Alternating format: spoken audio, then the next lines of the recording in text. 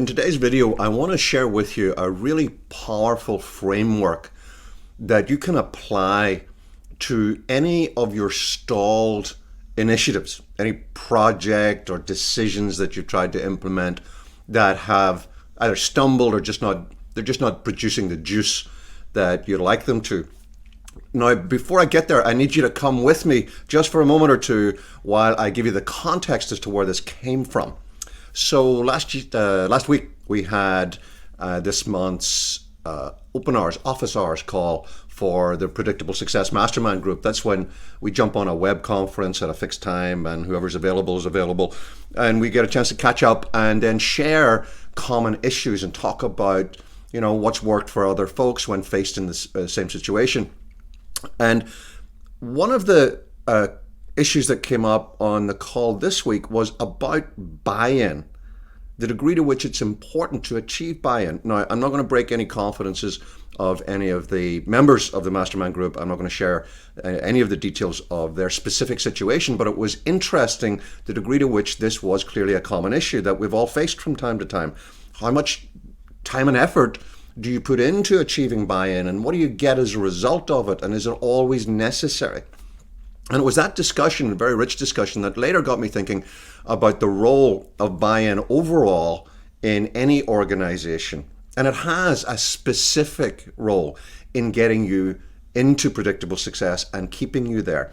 Now, it's important, before I just show you this framework, to understand that buy-in, to stretch a chemistry analogy, buy-in is an element, not a compound.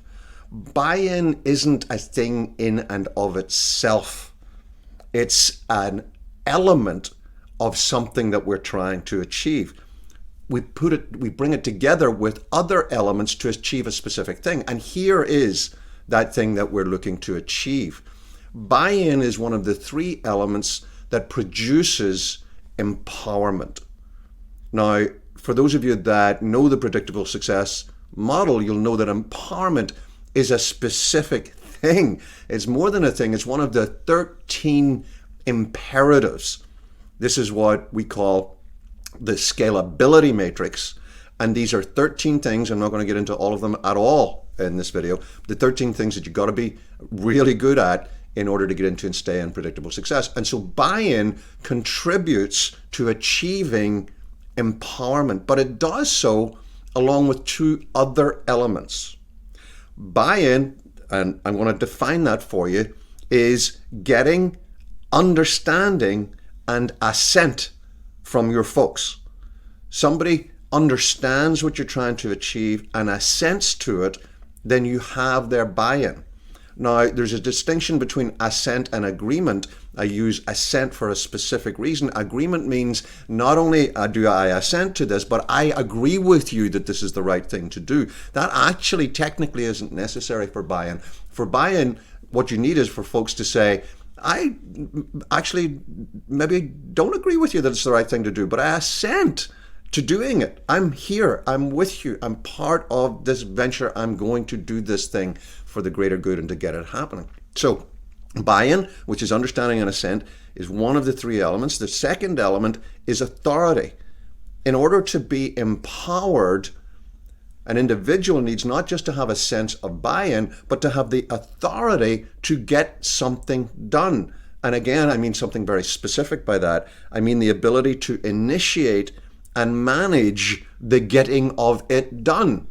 So if you decide you want every car in the car park washed on a Friday morning, the people that if you're going to try to empower people to do that, first thing they've got to do is buy in. They understand that you want to do that and they assent to doing it. And secondly, they've got the authority to initiate and manage that happening. And the third thing that you need is agency. And what I mean by that, again, very specifically, is that they have the skills and resources to do it. You combine those three things and stuff gets done because people are empowered. They understand and assent, it's the buy-in. They have the authority to initiate and manage the activity itself, that's authority. And finally, they have agency, they have the skills and the resources to go get every car in the car park washed on Friday morning. Now, obviously, I'm taking a ridiculous example there, but you see the point. Now, what I want to suggest to you is that although it's ideal to have all three together, it's not always necessary.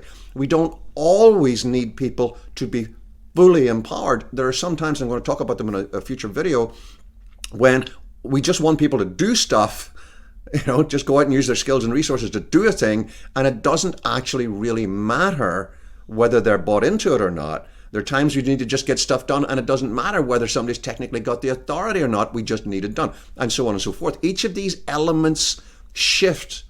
And if you have an initiative that's stalled, I guarantee you that at the heart, you have an imbalance somewhere in this particular triad of elements. So for today's video, like I said, I'm going to go into each of these in detail in 3 subsequent videos. We're going to look at buy-in in detail, next one, then authority, and then agency. But for today, I would just like you to sit back and list out, say, the top 3 initiatives that you're just not getting the juice from that you'd hoped by this stage in the year, and look at this perspective and try to identify whether or not you are under or overemphasizing one or more of these elements. Are you trying too hard to achieve buy-in at the expense of ensuring people have the agency, the skills and resources to get things done?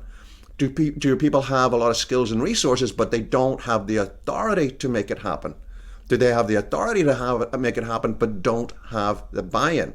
I'll show you how to rectify each of those in future videos, but for today, just run this profile on your stalled initiatives.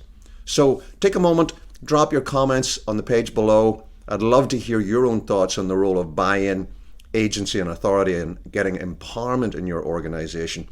And finally, if you feel it would be of value to you to be part of a really powerful mastermind group that helps you raise issues like this and get good quality feedback from peers just like you, then click the link on this page and come find out about our Predictable Success Mastermind group. Who knows, it might be for you.